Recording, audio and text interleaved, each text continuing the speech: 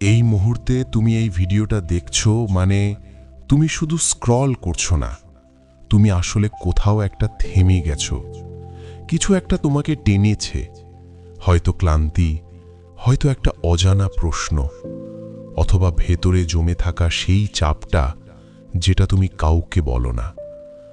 এই ভিডিওটা হঠাৎ করে তোমার সামনে আসেনি, এটা ঠিক তখনই এসছে যখন তোমার ভেতরে অনেক কথা জমে আছে কিন্তু বলার জায়গা নেই। বেশিরভাগ মানুষ বাইরে থেকে ঠিকঠাকই থাকে, কাজ চলছে, দায়িত্ব চলছে, কথা বলা আর হাসাও চলছে, কিন্তু ভেতরের বাস্তবটা আলাদা। ভেতরে কোথাও একটা প্রশ্ন ঘুরতে থাকে, টাকা কবে ঠিক হবে? এই প্রশ্নটা আমরা জোরে বলি না, কারণ সবাই ধরে নেয় আমরা সামলে নিচ্ছি। চলছে বলাটাই যেন নিরাপদ, যদিও সেই শব্দটার ভেতরে লুকিয়ে থাকে অনেক টানাটানি আর চাপ। মাসের শেষের দিকে আস্তে আস্তে চাপটা আরও স্পষ্ট হয়। হিসাব করতে গিয়ে মাথা ভারী লাগে। কোন খরচটা দরকার ছিল আর কোনটা নিজেকে আটকানো উচিত ছিল, এই সিদ্ধান্তটাই সবচেয়ে কঠিন হয়ে দাঁড়ায়। এটা শুধু টাকার চাপ না, এটা প্রতিদিন নিজেকে বোঝানোর চাপ যে সব ঠিক হয়ে যাবে, যদিও ভেতরে ভেতরে আমরা নিশ্চিত নই। এই জায়গাটাতেই মানুষ ধীরে ধীরে চুপ করে যায়, কথা কমে যায়, নিজের কথা বলার ইচ্ছেটাও যেন ক্লান্ত হয়ে পড়ে। স্বপ্নগুলো ছোট হয়ে যায় না, কিন্তু সেগুলো নিয়ে কথা বলার সাহসটা কমে যায়। বাইরে থেকে কেউ টের পায় না, কিন্তু ভেতরে একটা লড়াই চলতেই থাকে। আর ঠিক এই নীরবতার মধ্যেই ইউনিভার্স তাকিয়ে থাকে। সে দেখে কে সত্যি চেষ্টা করছে, কে প্রতিদিন ভয় নিয়ে হলেও সামনে এগোচ্ছে, আর কে ভেতরে ভেতরে হাল ছেড়ে দিতে বসেছে। লড়াই মানে সবকিছু ঠিক থাকা না, লড়াই মানে আজও উঠে দাঁড়ানো, আজও চেষ্টা করা, আজও নিজের ওপর বিশ্বাস পুরোপুরি হারিয়ে না ফেলা। তুমি যদি এখনো এই ভিডিওটা দেখছো, তাহলে ধরে নিতে পারো তুমি সেই মানুষদের একজন যারা সহজ পথ পায়নি কিন্তু থেমেও যায়নি। তোমার হাতে হয়তো এখন সব উত্তর নেই, কিন্তু তোমার ভেতরে এখনো একটা ইচ্ছে আছে নিজের জীবনটা বদলানোর। আর এই মেসেজটা ঠিক সেই কারণেই তোমার কাছে এসেছে, তোমাকে মনে করিয়ে দিতে যে তুমি পিছিয়ে পড়নি, তুমি শুধু প্রস্তুতির মধ্য দিয়ে যাচ্ছ। যেটা আজ তোমার কাছে চাপ মনে হচ্ছে, খুব শিগগির সেটাই তোমার শক্তির গল্প হয়ে উঠবে। তাই এখন মন দিয়ে শোনো, কারণ পরের কথাগুলো ঠিক তোমার জন্যেই বলা। ইউনিভার্স সবসময় একটা কথা বলে, যদিও সবাই সেটা প্রথমে শুনতে পায় না। টাকার অভাব মানে ব্যর্থতা নয়, অনেক সময় এটা প্রস্তুতির সময়। কিন্তু এই কথাটা বোঝার জন্য অনন্যার অনেকটা পথ পাড়ি দিতে হয়েছিল, অনেকটা ভাঙতে হয়েছিল, আর অনেকটা একা থাকতে হয়েছিল। অনন্যা খুব সাধারণ একটা মেয়ে ছিল, খুব বড় স্বপ্ন দেখত না, আবার স্বপ্নহীনও ছিল না। তার স্বপ্নগুলো ছিল নীরব, দায়িত্বের আড়ালে লুকিয়ে থাকা। পরিবারের দায়িত্ব, নিজের টিকে থাকার চাপ, এই সবকিছুর মাঝে সে বারবার নিজের ইচ্ছেগুলোকে বলতো পরে দেখা যাবে। সমস্যা হলো সেই পরে আর ঠিক আসছিল না। সে কাজ করত, পরিশ্রমও করত। বাইরে থেকে দেখলে কেউ বলতো না যে অনন্যা অলস বা উদাসীন। তবু মাস শেষ হওয়ার আগেই তার টাকা শেষ হয়ে যেত। প্রতিবারই একই চিত্র, হিসাব, চাপ আর একটা অসহায় প্রশ্ন, আমি কি কোথাও ভুল করছি? এই শূন্যতার সবচেয়ে কষ্টের দিকটা শুধু পকেট খালি হওয়া ছিল না, আসল কষ্টটা ছিল এই অনুভূতিতে যে সামনে যাওয়ার কোনো পরিষ্কার রাস্তা সে দেখতে পাচ্ছে না। যেন দৌড়াচ্ছে কিন্তু গন্তব্য দেখা যাচ্ছে না। দিনের শেষে ক্লান্ত শরীর নিয়ে বসে ভাবত, এটাই কি সব? এখানেই কি থেমে যাবে? তবু অনন্যা থামেনি, কারণ তার ভেতরে কোথাও একটা অদ্ভুত বিশ্বাস ছিল, এটা শেষ হতে পারে না।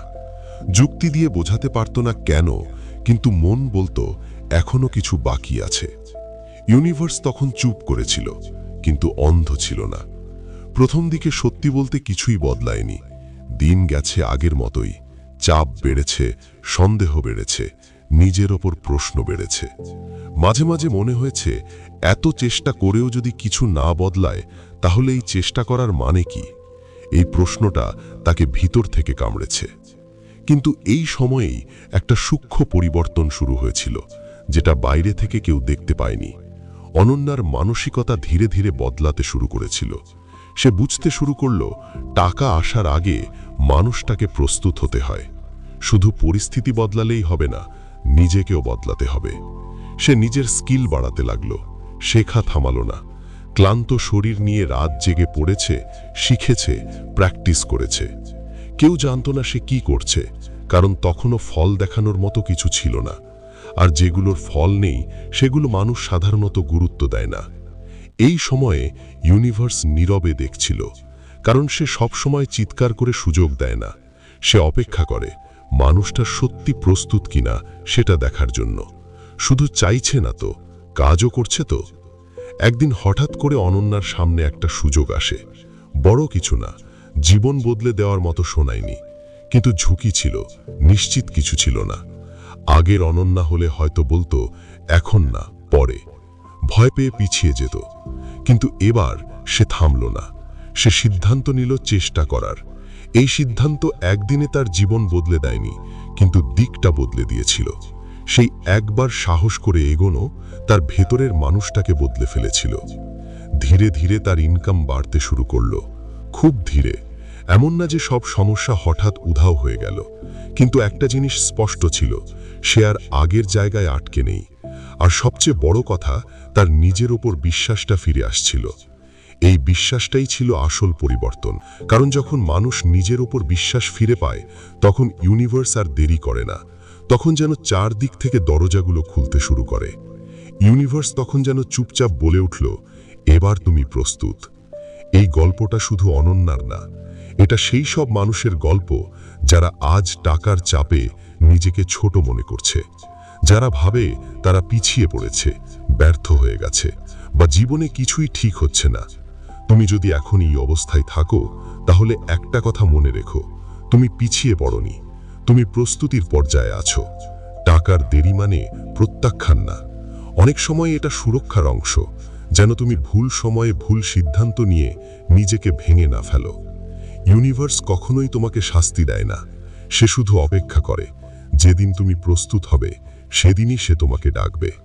তুমি কি জানো, ইউনিভার্স যখন টাকা পাঠানোর প্রস্তুতি নেয়, তখন সে আগে কিছু সংকেত পাঠায়। এই সংকেতগুলো সরাসরি টাকা নয়, কিন্তু এগুলো দেখেই বোঝা যায় কিছু একটা বদলাতে চলেছে।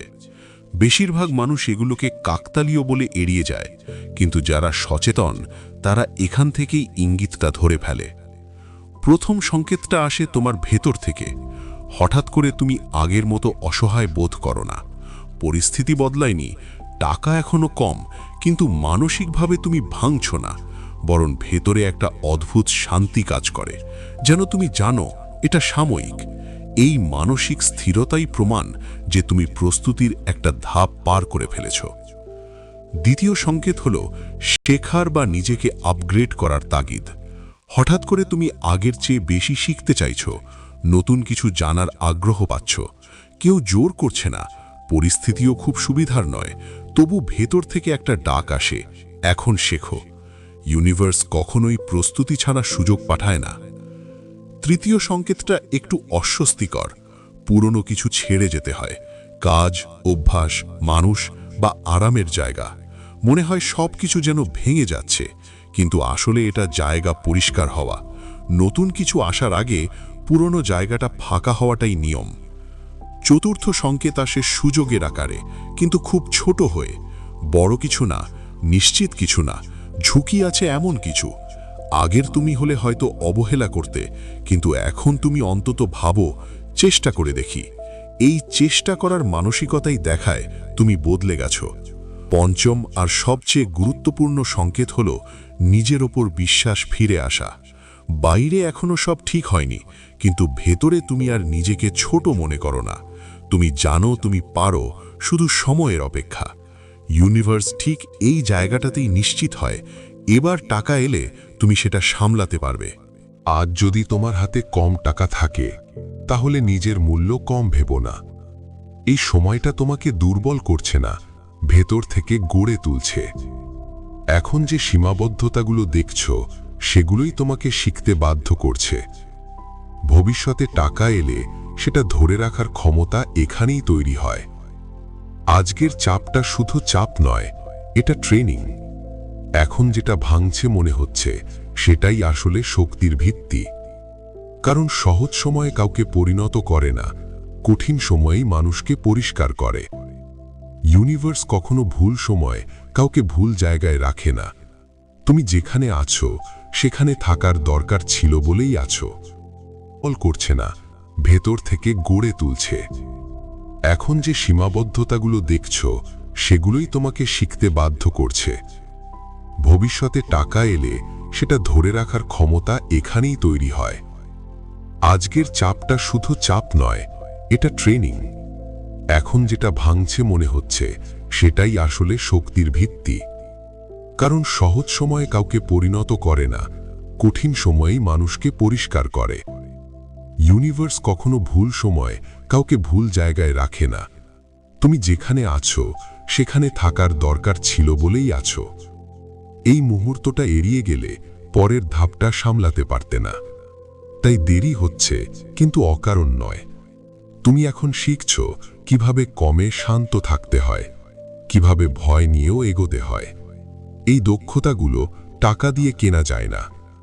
খুব শীঘ্রই তুমি পিছনে তাকিয়ে বুঝবে এই অপেক্ষাটা আসলে প্রস্তুতি ছিল। এই নীরব সময়টাই ছিল ভিত তৈরি হওয়ার সময়। তখন টাকা আসবে, কিন্তু তুমি বদলে যাওয়া মানুষ হবে।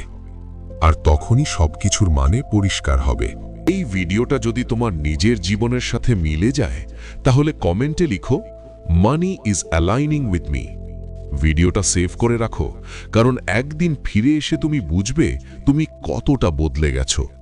আর যদি তুমি এমন আরও ইউনিভার্স মেসেজ চাও যেগুলো শুধু ভালো লাগায় না বরং ভেতর থেকে শক্ত করে, তাহলে চ্যানেলটা সাবস্ক্রাইব করো, কারণ পরের মেসেজটা হয়তো তোমার জীবনের সবচেয়ে দরকারি কথাটা বলবে।